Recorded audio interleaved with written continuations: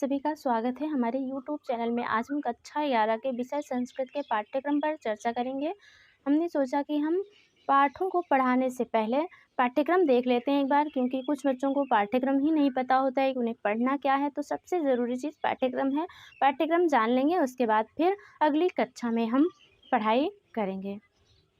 आइए देखते हैं कि पाठ्यक्रम में क्या क्या है, क्या क्या हमें पढ़ना है, क्या क्या आप सभी बच्चों को पढ़ना है।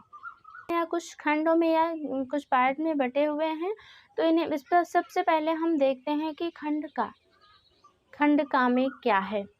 खंड का में गद्य पढ़ना है आप सभी को। इसमें गद्य में भी चंद्रापीठ कथा जो कादम्बरी कथा मुखम से लिया गया है, इसका पूर्वार्ध भाग पढ़ना है। उत्तरार्ध भाग नहीं पढ़ना है, इसका पूर्वार्ध भाग पढ़ना है। शब्दार्थ, हिंदी अनुवाद, व्याकरणात्मक टिप्पणी और गद्य पर आधारित कुछ प्रश्न भी पढ़ने हैं। चंद्रापीठ कथा के अनुसार सूक्ति परक वाक्यों के संदर्भ सहित व्याख्या भी पढ़नी है। और चंद्रापीठ कथा में जो पात्र हैं उन पात्रों के चरित्रण को भी जानना है, तथा चंद्रापीठ कथा सार अर्थात चंद्रापीठ कथा का सारांश भी जानना है। और महाकवि बाणभट्ट का परिचय एवं भाषा शैली अर्थात महाकवि बाणभट्ट का परिचय भी जानना है और उनकी भाषा शैली कैसी थी यह भी जानना है। और फिर उससे संबंधित कुछ अति लघुत्तरीय प्रश्न पूछे जाएंगे, अर्थात जो एक लाइन के होते हैं, और कुछ बहुविकल्पीय प्रश्न पूछे जाएंगे जिसको ऑब्जेक्टिव क्वेश्चन आप लोग कहते हैं। अब अगला देख लेते हैं कि खंड खा में क्या है। तो खंड खा में काव्य है।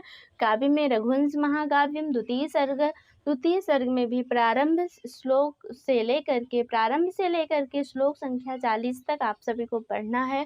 इसमें भी सूक्ति परक पंक्तियों की संदर्भ सहित व्याख्या और कवि परिचय एवं भाषा शैली अर्थात महाकवि कालिदास की भाषा शैली एवं उनका परिचय भी जानना है, तथा रघुवंश महाकाव्य का संक्षिप्त परिचय अर्थात उसकी क्या कहानी है उसका सारांश भी आप सभी को जानना है। और इसका अति लघुत्तरीय प्रश्न तथा बहुविकल्पीय प्रश्न इससे भी पूछे जाएंगे। फिर अगला आता है खंडगा में नाटक पूछता है। नाटक में अभिज्ञान शाकुंतलम नाटक चतुर्थ अंक 10 श्लोक तक ही पढ़ना है। इसमें गद्य पद्य की संदर्भ सहित व्याख्या पढ़ना है। सूक्ति परक वाक्यों की संदर्भ सहित व्याख्या, इसमें जो कुछ सूक्तियाँ होंगी उसकी भी संदर्भ सहित व्याख्या आप सभी को पढ़ना है। पात्रों का चरित्रण अभिज्ञान शाकुंतलम में जो पात्र हैं उनका चरित्रण कैसा था ये भी जानना है, तथा चतुर्थ अंक का सारांश अभिज्ञान शाकुंतलम का जो चतुर्थ अंक है, इसमें 7 अंक हैं, तो जो चतुर्थ अंक है उसका सारांश भी जानना है। नाटककार एवं उनकी नाट्य कला का परिचय, नाटककार अर्थात महाकवि जो कालिदास हैं उनके बारे में जानना है, और उनकी नाट्य शैली कैसी थी, उनकी नाटक लिखने की कला कैसी थी उसके बारे में भी जानना है। और इससे संबंधित अति लघुत्तरीय तथा बहुविकल्पीय प्रश्न भी पूछे जाएंगे। आइए अब देख लेते हैं खंड घ पत्र लेखन भी सिखाया जाएगा आप सभी को।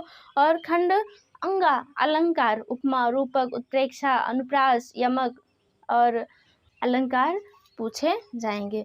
ये सब आपको पढ़ना है। फिर खंड चा आता है व्याकरण में आप सभी को संधि, समास, कारक, विभक्ति, धातु रूप, शब्द रूप, प्रत्यय, ये सभी आप सभी को पढ़ना है। तो हमें जहाँ तक उम्मीद है कि आप सभी समझ गए होंगे कि आप सबको कक्षा 11 विषय संस्कृत में क्या पढ़ना है। तो आज की क्लास हम यहीं पर बंद करते हैं। धन्यवाद।